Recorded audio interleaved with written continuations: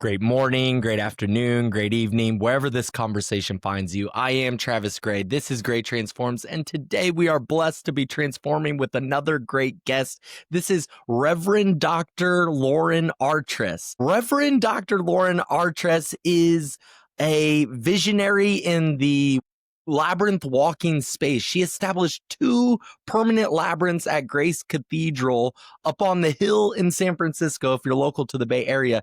Grace Cathedral is such a beautiful church. To have the opportunity to establish a permanent labyrinth there, I've only seen one of them, so I wonder where that other one is. But her latest book is The Path of the Holy Fool, How the Labyrinth Ignites Our Visionary Powers. The Path of the Holy Fool is an expansion of her first book, Walking the Sacred Path, which is this one here, and has been so inspirational. It's incredible writing, and it inspired me to want to begin this conversation. So, Lauren, how are you today? Great, thanks. It's great to be here, Travis. Absolutely. This book, Walking the Sacred Path, I should make it closer so that viewers can see it. Walking the Sacred Path, so amazing. I look forward to getting the newer book, The Holy Fool. What would you say has been the story behind your first contact with labyrinths? How did you start this work? Well, I was at Grace Cathedral as canon pastor. It was 1986, 87, all of that. And the AIDS epidemic started taking root. No one knew what was happening at first. We didn't know how it was communicated, all of that. And I, as pastor, was all of a sudden faced with some kind of strange disease that didn't have quite a name, all of that early chaos we went through. And then a number of people were dying. When you're in trouble, Grace Cathedral is one of the places you go. And so we set up buddy groups and, Worried Well and all sorts of support groups, including parents coming to San Francisco to be with their dying child, adult child, I will say. So that began my kind of query into, well, how do we handle this? What do we do? People couldn't talk about it, Travis. It was way too scary and way too much grief attached to it. And so then I was ready to leave Grace Cathedral. This isn't my work. Oh my God, it's 4 years. I'm burned out. And I went back to a conference because Jean Houston has always been a mentor and friend of mine. And I just asked her if I could, hey, let me just come on back. I'm thinking about leaving the cathedral and I want to do some reflection on that. And then that's when she introduced just a taped labyrinth, taped on the floor. And I walked it a couple times and had a really important dream that I talk about in Walking a Sacred Path. By the way, there's a new addition to Walking a Sacred Path that has a white cover. Oh, okay. People may not recognize that. You got really one of the first out for sure, the first couple years. Nice. And then after walking the labyrinth and having this really a signal dream that very night that my whole life was going to change, then it was powerful enough experience to send me over to Chartres Cathedral, which has one of the remaining labyrinths of the 23 that were in the medieval churches, medieval cathedrals mostly at that time. But first, it took about 9 months that I felt like the hound of heaven was hunting me down. Yeah. And some idea, there was some idea that was chasing me down. Yeah. And finally, I mean, literally, I am walking in my living room in a circle. And I'm saying, what is it? What is it? And I finally yell, what is it? And put the labyrinth in the cathedral. Just dropped into my mind and my soul, really. Yeah, amazing. So there's 2 labyrinths at Grace Cathedral. I've walked the labyrinth that's on the inside of the church. Where is that second one? Well, the second, if you're walking in the main doors, just look to the right, and it's right out in kind of the garden area there. Okay. I went to this night event. It was like a silent disco event of some sort. That was my first time to Grace Cathedral. And so at night, maybe I didn't notice it. One of the things that you wrote about in Walking the Sacred Path was our spiritual hunger, that our soul being malnourished.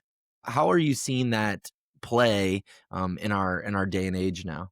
Wow, boy, it's a big topic now for sure. Right. Well, our basically our churches, and I'm thinking about our progressive, open-hearted, open-minded churches, such as Grace Cathedral. It's a important part of Christianity that's getting overlooked nowadays with the evangelical and now the very falsified Christian nationalism coming in. But people aren't being nourished because ultimately it has to come back to, you're a sinner, you've done something wrong, human nature is basically flawed. Those are medieval concepts, Hmm. and they just don't float anymore. They just don't. That we as human beings realize, no, we're originally blessed. We're not originally damned or sinful. And that just is not meeting people's needs. Yeah, I love that reframe. We are originally blessed, not originally sinful. Yeah. Yeah. And that's Augustine, 4th century, saying Mm, that. And it's not like, oh, we're just, sinful people. It's that we're sinful from original birth, from original, even before we enter the world, because you know how it happened when you get mhm. conceived, on which people are afraid to talk about, then it's forever. And it's the whole of humanity. It sets up like a strange narrative about our relationship to our own being in the world. That I came into this world as almost a criminal to the world. That my body is wrong. That I'm in this life only for the purpose of eventually being free from the body. And it just displaces our relationship, a healthy relationship to ourselves, to others, to the ways that we even to the ways that we are in relationship or engaging with or trying to support people that maybe have done wrong. Yeah. When people do wrong, we also have a, because we're like, they started off wrong and now they're doing wrong. It's just a rippling effect of their natural upbringing. But if we could remember that we are originally blessed, that they are originally brought into the world, we can bring them back to that original truest nature of them. And that's going to put us in a position to actually want to help others. That's right. That's right. And also, it's really a self-fulfilling prophecy. Right. Original sin, we're born as a sinner. Humanity is flawed, and it all of those things, it divorces us from all of that, including the body, including our bodies. Why are our bodies bad? And that again comes from Augustine in the 4th century, and then nurtured because then the church as their identity in the Middle Ages, then that's the great way to make sure people feel controlled, and that's where the direction they went. Yeah, I've read some really interesting spiritual texts about the relationship to the body.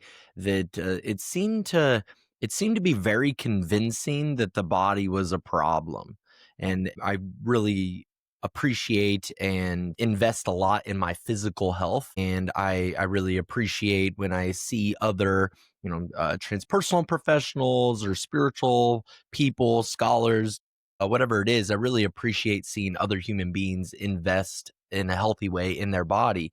But I read from, I think that this was picked up from A Course in Miracles. Do you know this book? Yep. Sure. Um, so from A Course in Miracles, I read some little section of it that it seemed very convincing. It gave me this understanding of why other traditions are also treating the body in this way. That there's such an intimate experience with this inner soul nature that we are, embodying this vessel just as a vehicle through the world, and what we're wanting to be in touch with is kind of cloudy. Like we have a clouded judgment that we want to be so in touch with our soul that the body has no more meaning. Yes. And to have an embodied meditation practice like walking a labyrinth, it's fascinating because you could sit and meditate and get connected with that soul. In some ways, I could see a person reinforcing this idea that it's not the body that has any importance to me, but you're still moving through the world in this body. And so having the opportunity to embody a meditation practice through the walking of a labyrinth has been so valuable to me. And to see that metaphorically is really incredible. You must have just labyrinths all over your home, all around your house. Like you regularly walk labyrinths at home. For sure. I have one where I live. Our Yeah, community has put one out. But you're saying an important point here, Travis. See, sure. as we talk about spiritual hunger and the church and other institutions too, but church especially dealing with the soul and belief, that the way to God, the sky God, the big guy up in the sky, he has a beard like you, except it's white. But the sky God, all you have to do is believe. That's all you need to do. And it became like dogma and belief. And now where the hunger is, and that's what's changing so beautifully, is that people are asking for real relationship, Mhm. with the divine, with the higher power, whatever word anybody would use. And I hope people really design their own individual word, really. And that's where spiritual practices are coming in, and the hunger is beginning to be met. Mhm. And embodiment is crucial because there's a lot of people walking around who aren't really in their bodies and they have all their belief systems. We're seeing this. And yet they're not connected to humanity enough to realize and value, there are, especially right now, people starving on this in this world. Many people starving, not only just in Mhm. the United States, but in the United States, a lot of people don't know that is either. But so the whole sense of practices, and then that's where the labyrinth comes in. Yeah. That and there's many practices. So the labyrinth isn't the practice, but it's one of the many, and people need to find what works for them.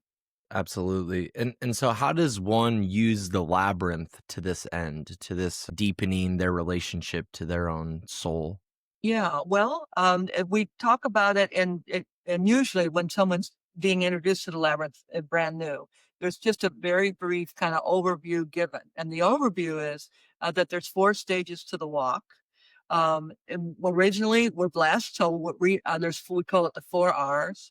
Remember, you're blessed, and then as you cross the threshold into the labyrinth, it's releasing. You're just kind of letting go, opening, quieting, a good mystical word, emptying, just allowing yourself, as I describe it, to come home to yourself. Mhm. And you're finding your natural pace. This is where it differs from other walking meditations. You're finding your natural pace, and you're following the path. Now, in my mind, we're talking about a 11 circuit medieval labyrinth. Um, and you're just simply following the path, and people need to know it's not a maze and you're not going to get lost. You can step off the path because you may haven't focused, but you're finding your way. And then when you reach center is the third stage, receiving. It's like you've emptied so you can receive. And that's the center. Stay as long as you want. Some people sit, some people stand, whatever works. And then when you're ready, you follow the same path back out, which is the 4th R, returning. But there's a lot of R's: returning, resolving, reclaiming, renewing. All of that can happen on the return path. This great archetypal return. It's a symbol for life's winds and turns and this journey that we're on in life. I loved when I walk a labyrinth, I love asking a question and then kind of leaving. Sometimes we can get into a thought trap of like repeating this question over and over and over and over as we're walking this path. And I love just asking the question and then letting it be, letting it pass, just kind of setting the intention with a question and then walking that path and allowing the answer to kind of find me and then walk out with it, kind of almost integrating the lesson that I've found at the center. Or sometimes the answer doesn't get to me until I've completed the return. Sometimes it's as soon as I walk out of the labyrinth. So, this experiential practice of being able to embody your questions through a walk is and the questions of your life, the questions of your life journey through this walk is quite incredible.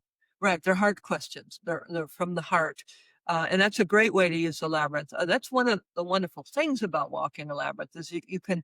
I describe it sort of as a big bass fiddle. It goes into a symphony orchestra. It can go into a jazz band. It can go into a string quartet. So that's why you find labyrinths in hospitals and city parks and prisons and spas and churches, and they have so many ways to adapt them once you just have that little overview, really. And Mhm. you're adapting it by taking a question into the center. And also, for me, the first experience I had when I was at the retreat center with Gene Houston was everybody cleared in the evening. So 12 o'clock, 1 o'clock at night, whatever, I stayed and just walked it and just walked it and just walked it.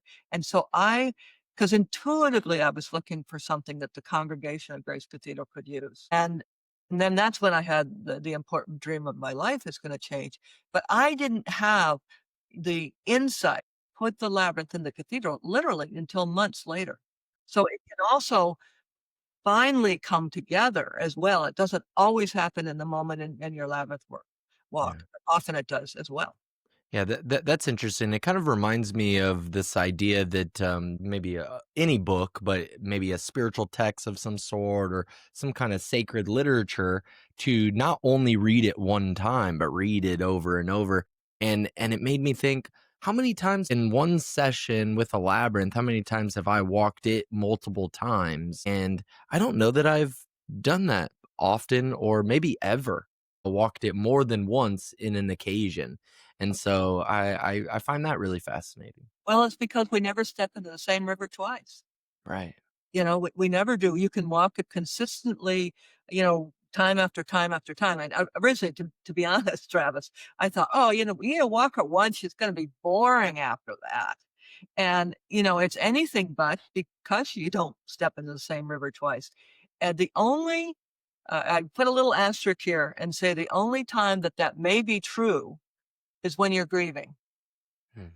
That if you have active grief, fresh grief, and you walk once and you're really experiencing tears and the releasing and memories, maybe even experiences of the person that you've lost, then the labyrinth walk ends. And if you begin again, you may just remain in that stream of grief Hmm.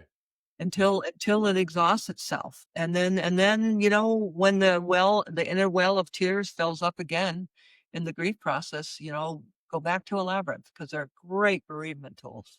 Absolutely. The grief is challenging. There's so many people in my practice, if they're going through grieving, to a variety of ways to be going through grieving, not only with the passing of a loved one, but maybe a loss of a relationship or a loss of a career or a transition, many transitions in life. It seems like a lot of people thirst or hunger for a a a resolution, like a oh, my grief is now done, Yeah. or even just a confirmation that the grief is done. It's like, how do I know when I'm done grieving?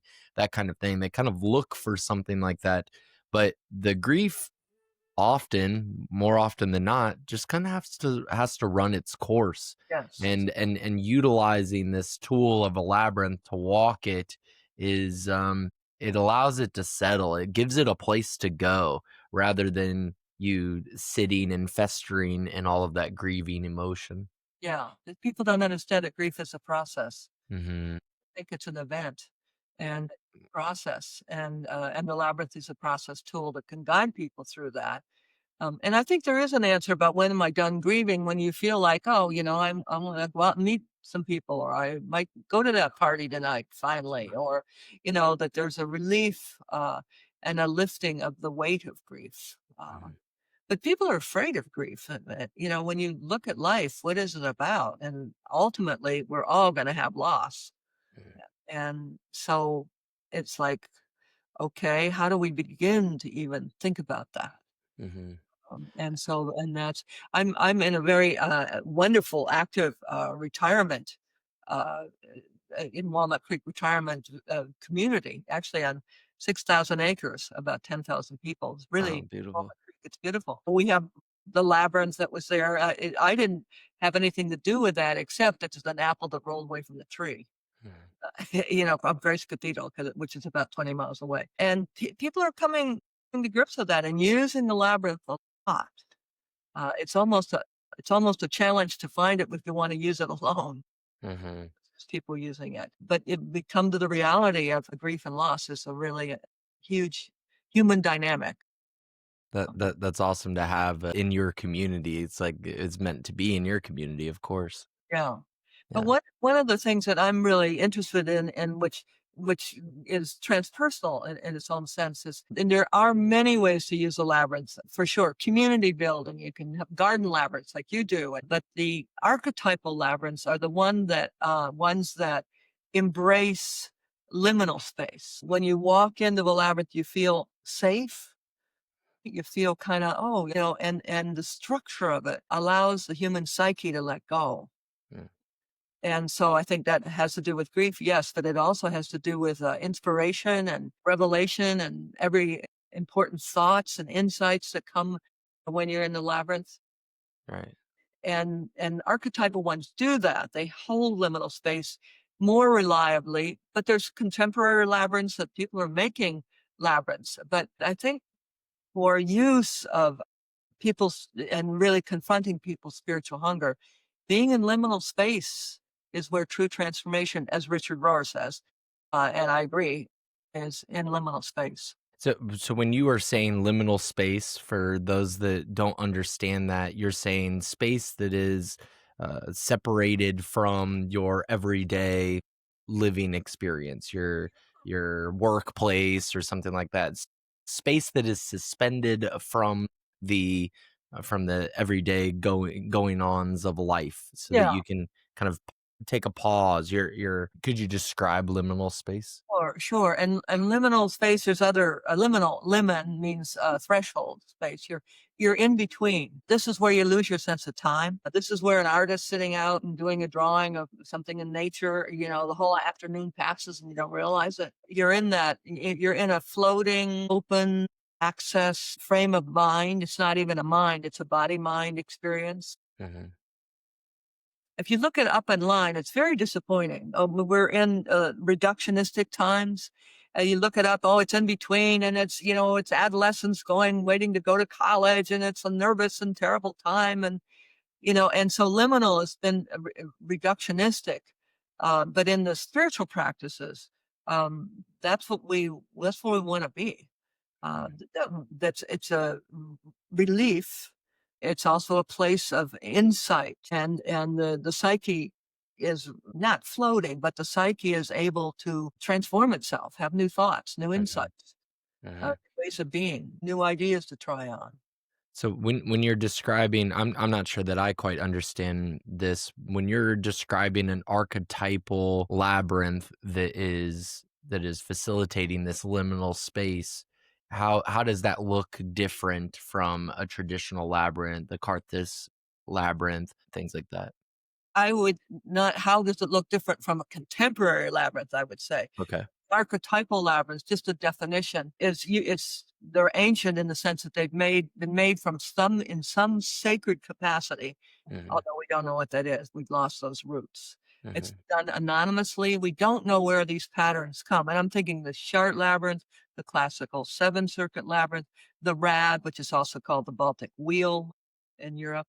Those are the three main ones that we know of now. And since they're passed down, and they're the last part of that definition, is they're passed down and perfected through the ages. And so the Chart labyrinth, for instance, is found in manuscripts from the 6th century, 7th, 8th, 9th century in sacred manuscripts, usually drawn, sometimes whole page, but usually drawn just by the scribes because it was a favorite image of theirs.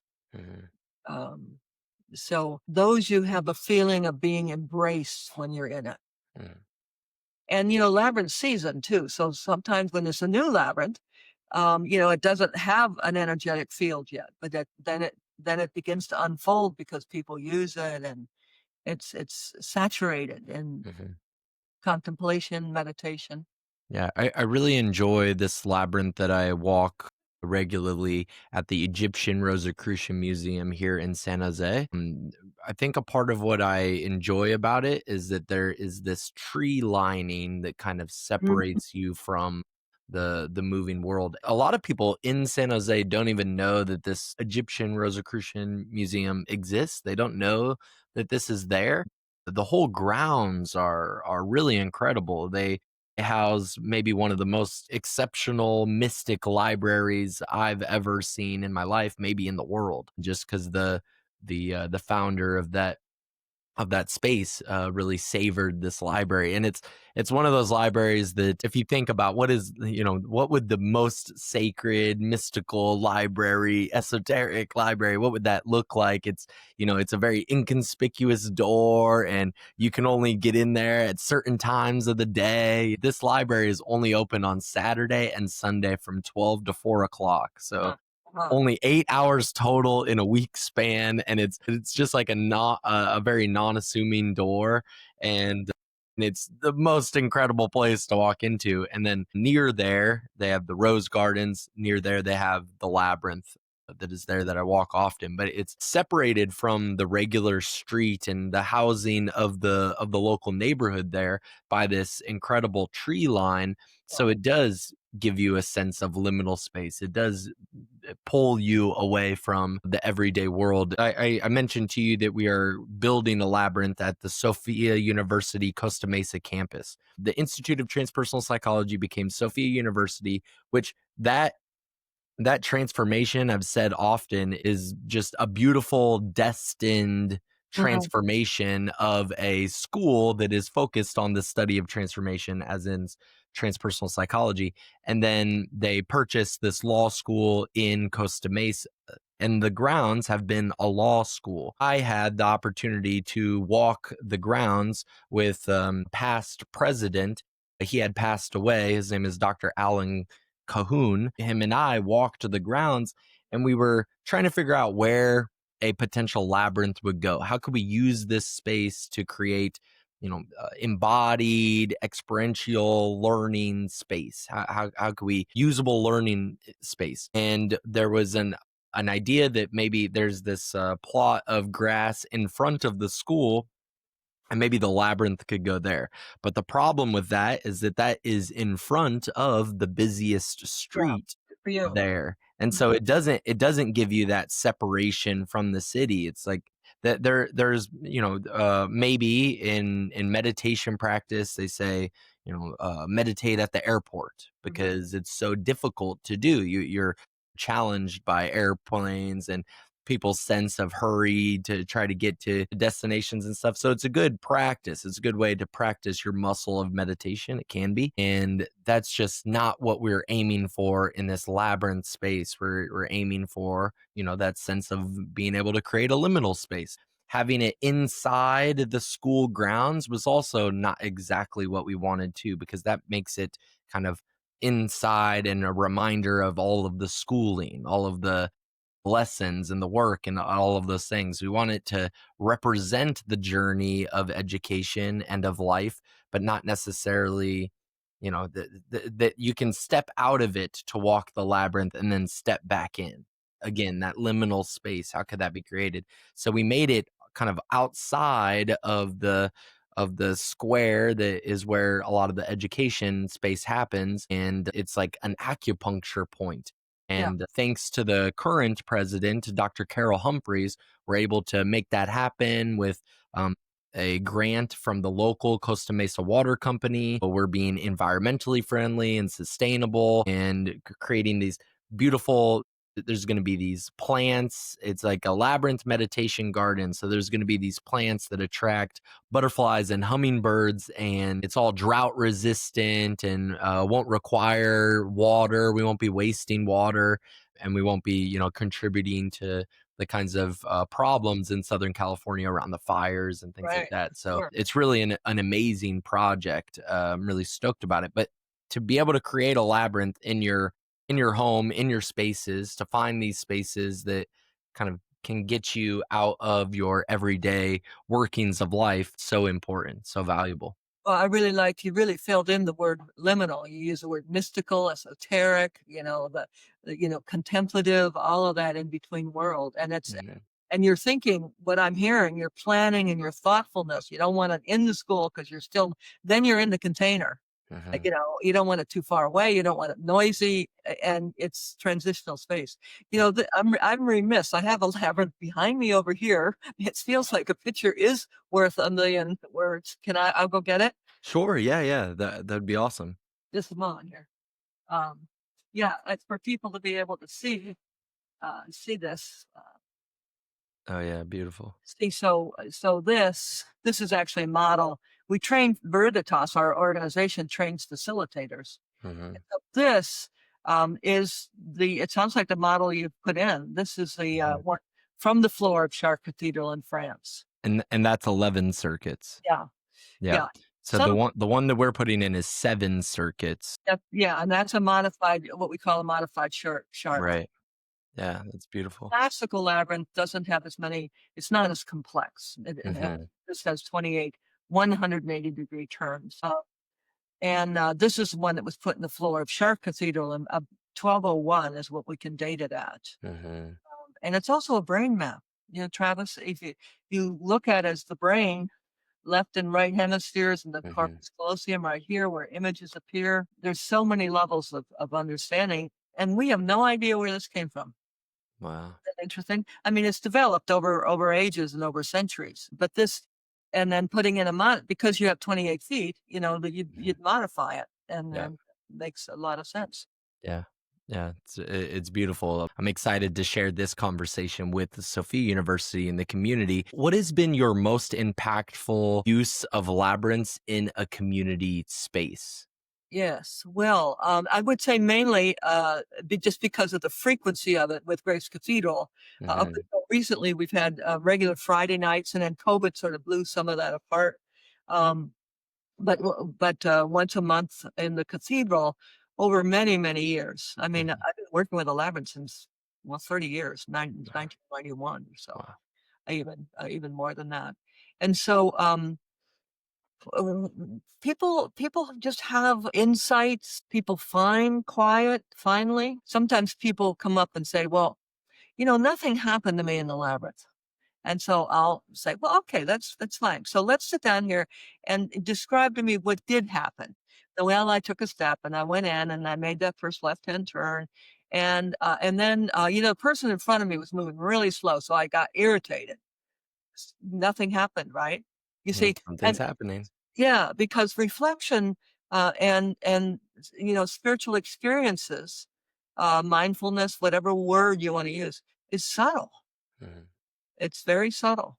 Um, I remember one woman coming up to me and saying, I don't like your labyrinth. Well, no one owns a labyrinth. It's not my labyrinth, but it didn't feel right to say that then. And I said, well, why not? She goes, every time I step into it, I hear a choir of angels and it ruins my meditation. Now, I've never had that. I've never heard a choir of angels in the labyrinth, but it wouldn't ruin my meditation. Right. You would think that that would be the most impactful part of your meditation. You heard a choir of angels every time you stepped on it.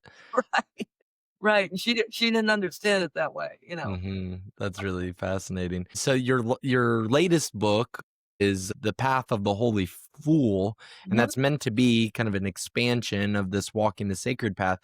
The subtitle, How the Labyrinth Ignites Our Visionary Powers. Who is the Holy Fool? Well, the Holy Fool is an archetypal, it's in the Tarot. It's the zero in Tarot. And the Holy Fool is somebody who doesn't realize that they're stepping off a cliff. And that's the Holy Fool card. They're on the edge of a cliff. They're about ready to step over. They have kind of a traveler's pack on their back. They have a little dog biting at in more fierce cards. It's an alligator or tiger, rather, a tiger biting at their thigh. That they're fearless, and so that feels to me like what I was, maybe what I am, but it just jumping off cliffs because starting and bringing a labyrinth into a church after centuries, including when we went and moved the chairs in Chartres Cathedral to kind of see what this was about. Grace Cathedral didn't have any labyrinths then, and it was been closed for 280 years Mm. because the labyrinth originally, was there. We don't actually know how it was used. I mean, it probably was locked. There's one artistic drawing of a monk walking the labyrinth path on his knees, but later, when we went into the Enlightenment, right, these things became an embarrassment. Mm. Most of them were pulled up and ruined. Some the floors wore out in the cathedrals, but not true in Chartres, just because of the quality of the quarry stone. Interesting, but it was hidden under chairs during the French Revolution. These French cathedrals became temples of reason. The the holy fool as we step our first step into that labyrinth. I've been participating in a lot of tarot things. Like I'm learning a lot about the major arcana of the tarot. And I did many years ago, actually at the Rosicrucian Egyptian Museum.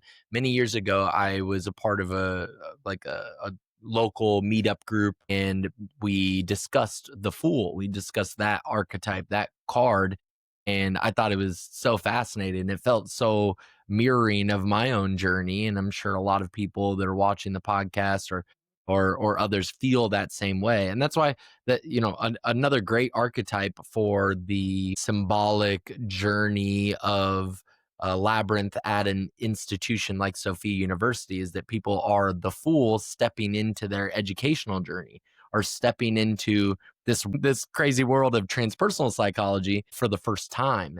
And that lion, that tiger, even the little puppy that is nipping at your heels, nipping at your leg as you're walking straight off of a cliff. That's the hero's journey, is to take that risk. And by taking that risk, you reap all the rewards that are potential at the other end of that journey that you'll go on. And you'll fall and you'll scrape your knees along the way, but it's all in the building of the character that you become at the end of that journey as well. That's right. And to me, and in the book, I differentiate between the hero's journey and the journey of the holy fool. Mhm. It's interesting. Even Joe Campbell didn't realize. I mean, Parsifal does not return home. There's no Mhm. home to return to. But in Mhm. traditional archetypal, you're out, struggle with the dragon, maybe kill the dragon, whatever, and return home. Parsifal, and that's true of the holy fool. You don't know where you're going. You don't know when you step into your first moment at Sophia University. You don't know where it's going to wind up. We really don't. And we don't know that about our lives, but sometimes, and people handle that differently. Yeah. And so stepping off a cliff, I don't know. I promised myself I wouldn't step up any more cliffs, but no, I don't know. I'm not sure. Not sure I'm going to be able to adhere to that. I just got done with a very full weekend of teaching at Sophia, and I teach in the MBA program. We have a very unique MBA program that is like looking at business through this lens of transpersonal psychology. And a lot of the creators of the program, of the MBA program, have kind of used transpersonal synonymously with leadership. When I've spoken to my students about transpersonal, I'll try to give them a grounded way to approach the concept as like the inner innovator. I'll say things like that. And they are all of my students are visa students. Oh, So really? none of them are American students. I haven't had an American student in the MBA program thus far. And I've been teaching in this program for 3 or more years. And all of the students there was a mirroring of my own journey. I'm originally from Omaha, Nebraska, and I moved to the Bay Area to go to walk off the cliff into this area of transpersonal psychology. And it's been nothing but fruitful for me, been very beautiful. Well, they are stepping off of the cliff to leave their home country to have a student visa and hopefully get picked up by Silicon Valley, some company here or something like that.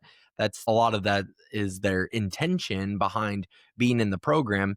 And even regardless of their intention being to maintain this visa, what they discover is that over this 2 years of being in a very unique MBA program, we are going to encourage all of the exploration in themselves through this journey and invite them to grow as individuals, to grow as leaders, to grow in their knowledge of self so they can apply it to organization and everyone else that they would be positively influenced by. But they are the holy fool. They are the fool stepping on to a new path, stepping their first step onto the labyrinth. Just yesterday, one of my classes, it was all of their first quarter, their very first step into the school, into the program. And that those are the kinds of things that we discuss, that this is a very niche opportunity. It's a great thing, even though you don't know what the end looks like, or where that's going to lead you, you're going to be better for it, for walking the path. For sure. And I think the Labyrinth could be really valuable to that program for sure. Yeah. That's one of the things that's so important is that we need to learn how to use our reflective powers Mhm. for our own spiritual growth, Absolutely. own maturity. And the subtitle of the book about the Labyrinth helping you discover your visionary powers, the more embodied we are, the more our imagination becomes, if I can say this word, accurate. Does that make sense?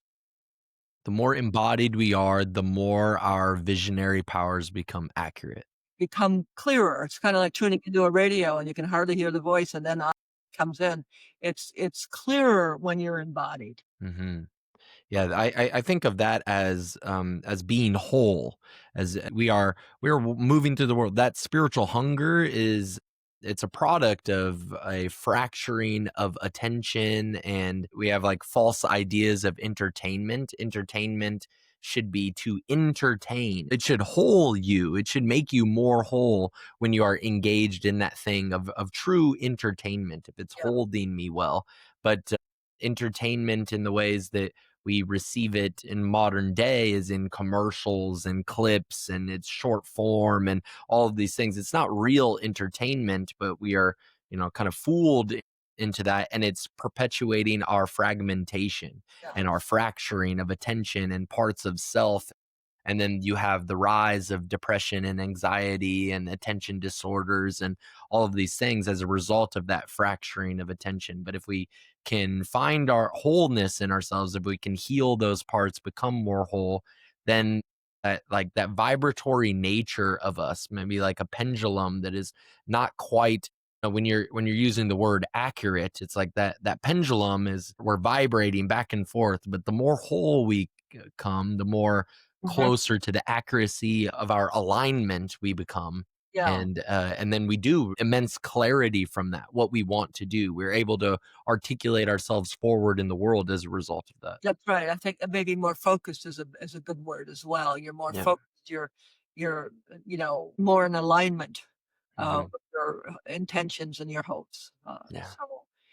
Yeah, so that and the Labyrinth really provides that. I mean, I think that's the spine of the, spirituality of the Labyrinth, that it's really introduces and helps people understand what a mystical space is. And containment, I like your point very much, Travis, about containment with the trees or whatever way. Contained labyrinths, I think, are much more effective, like you're Yeah. describing for yours on the Sophia campus. Hmm. So that's one element of it for sure. The mystical experience, people need to be able to open and feel safe, embraced. And then also, I think really a lot of creative flow. And when you asked about important experiences, I think people really are able to use the Labyrinth for new ideas and creativity and kind of renewing insight in why they might be working on a project. Or a lot of people, that's again, we've been told we're flawed humans and we're not creative. And we are. We are and creative. and, and that the hunger of modern society is turning down our ability to access some of that creativity. And it's a lot of companies these days are not so innovative. They're kind of detached from a lot of the original creativity that built those companies. And I love that you showed us that the image of the labyrinth and likened it to a brain. And so in our creative endeavors, if we can walk the path of the twists and turns and the wrinkles of the brain embodied in the walking of the labyrinth, that is fostering the creativity, that's fostering a flexibility and a malleability of that brain, so that we can just allow the great ideas to flow in, the creativity to flow in. And it does need to happen in sacred space, liminal space, because it needs to be away from the things that stress us and away from the things that kind of just distract us. So much of your world can distract you, and getting a opportunity and a consistent practice. If you could find a labyrinth near you that you're able to walk consistently, make it a part of your practice, that is furthering the depths of how you are moving through the grooves of your own brain. That's right. And that's right. And if people want basic information about labyrinths, the Britatos website, if we can somewhere include that in here, Hmm. is a helpful beginning resource. And also there's a labyrinth locator. If you just Google Worldwide Labyrinth Locator, don't put in too narrow of like one zip code, but you might want to put in a city or a town and up pops labyrinths. And people Right. say, oh, there wouldn't be, if I have a friend up in Bend, Oregon, say, oh, there wouldn't be a labyrinth in Bend, Oregon. Oh, well, you better look. And then of course there is. So they're really, now we have 6,000 registered in the United States. There's more that are not registered, but Right. 6,000 is a good beginning, and we try to help people register them so people know about them. Mhm. How do you continue to use the labyrinth in your own personal practice? Well, I use it when during special times, I would say. I used to, in the early days, walk it very frequently, maybe a couple times a day, especially if I'm doing a workshop, right? And, Mhm. here I am. And we began working in Canvas labyrinths, which is very effective because they season, the energetic field, boom, there it is. And so several times a day, a couple times a week. And then I began to, if I walk it with a group, I began to realize that people are self-conscious of me being on the labyrinth at the same time. So then I become a distraction, right? Mhm. So I stopped walking it during workshops, mostly. And when we're closing in Shark Cathedral, I do walk it toward the end of the group to do the closing there. And we're in chart a couple times a year. So that's helpful there. Otherwise, like I had this favorite cat die and old guy, Dumbledore. And, for grief, I just went up and walked the labyrinths. And so I use it for reflection when I'm feeling I need to time out, when I'm feeling overwhelmed, maybe with ideas, because it helps, you kind of integrate and get a hold of where you are, Mhm. see the bigger picture. Helps digest all those ideas. Yeah, yeah, yeah. And if I'm working on a creative project, like walking a sacred path, I would have so many thoughts. Oh my heavens, how does this work? And how do I organize it? And then walk the labyrinth and I come out and it's fairly much organized. Then I go home and okay, trace it out and there it is. There's the chapter. So very helpful. What you said about the people walking the labyrinth and telling you that nothing happened is very interesting to me. I can understand how somebody maybe doesn't have like the open consciousness to see what happened and maybe needs help and support in the facilitating of recognizing what did in fact happen. Every time that I've walked a labyrinth, it feels like that has been an insightful walk every time. I've always received some form of answer to my intended question, even if it wasn't exactly what I thought that the answer was going to be. Sometimes it's I remember one of the times of walking this labyrinth that there was somebody on the path that was gardening, is like gardening kind of the edge of it, and I'm walking the path and I run into a person on the path, and then we have a conversation. I did finish the labyrinth walk, but it kind of interrupted what I thought the flow would have been, with the ideal that nobody would have been there. I would have been by myself, I would have beginning to end. But that conversation with that person that invited all kinds of insight, and somehow, just that sacred space of the labyrinth facilitated that opportunity to happen. Yes, And I love this idea of, a sacred space is made sacred by treating it as such. By yes. treating it sacred, it becomes that sacred space. Mhm, mhm. It's a great example, Travis, because you didn't see it as an interruption. You saw it as part of, and when you are in that in between liminal space, that's when the mind then thinks metaphorically. It allows metaphor. And the labyrinth is one huge metaphor for our journey through life. Yeah. There's a story of, Grace Cathedral is right opposite the Masonic Center. Mhm. Woman years ago was going to do a workshop on inner child work. inner child work. And the workshop is done. They flow out of Masonic Auditorium. She decides to go over and walk the outdoor labyrinth.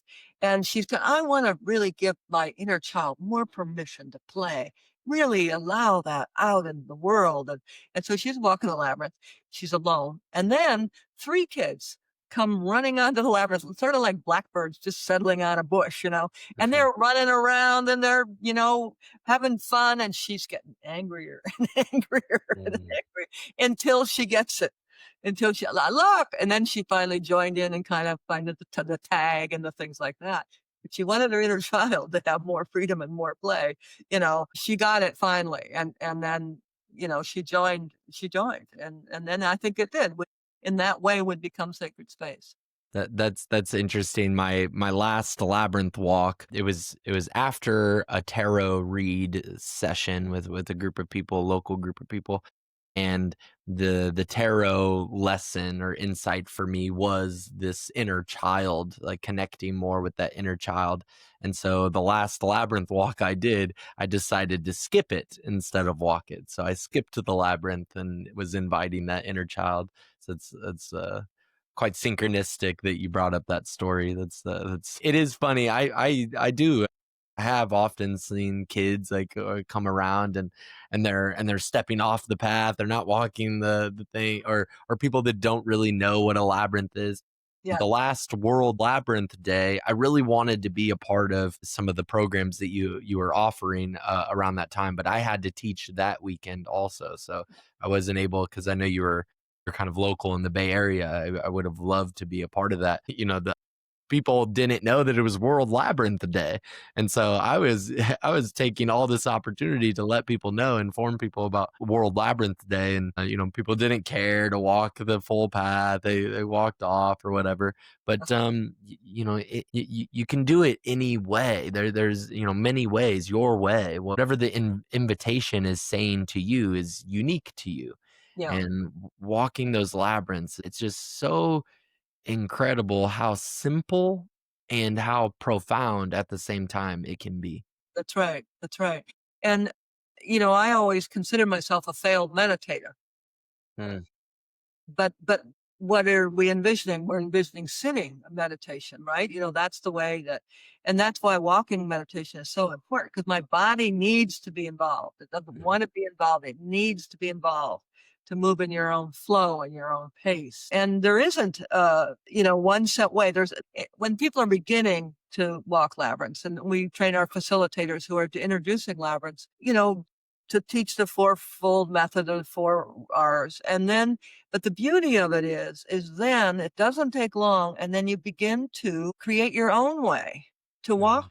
And a lot of times people are failed meditators because they're trying to find someone else's way of doing it. Instead of their own. And when you come to a labyrinth, then the question of, what do I need today? Am I bringing a question? Do I just need to quiet my mind? What do I need today from this walk? And maybe you'll discover it on the walk. You may. That's right. You may. And so, what do I need? I don't know. I'm just going to walk the labyrinth. Yeah, but it's wonderful. And any of the methods that we've learned, whether it's breath work, transcendental meditation with a sacred phrase, Christian centering prayer, anything like that, you can use those methods on the labyrinth. Absolutely. See, so the idea of tailor making it to what you've been trained in that's worked for you, as well as just simply walking the labyrinth. It's a great meditation tool. When we do think of meditation as this sitting still, trying to still our bodies, that is a particularly unique challenge, because our bodies always want to move. Our hearts are beating, our lungs are breathing, our blood is flowing, electrical activity is moving through our brains. Our bodies are, they're created for movement. I love this book that I have in my library here that is, I seem to be a verb.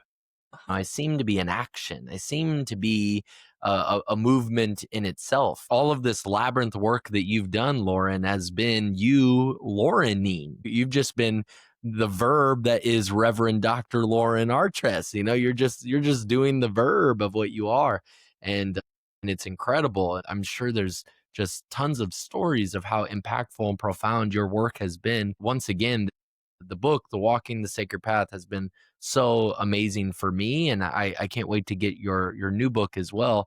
And I look forward to sharing this conversation as a part of the new labyrinth and meditation gardens that are being created in my transpersonal community at Sophia University. For sure. Well, that's great work too, Travis, as well. And I have to say, it's been a privilege to just kind of do my soul assignment, have the arena and the place to let it unfold. So it's been a true privilege for my life to be able to introduce people to the labyrinth. Absolutely. So, everyone out there, walk the labyrinth, walk the sacred path. Thank you so much. You're very welcome. Thanks, Travis.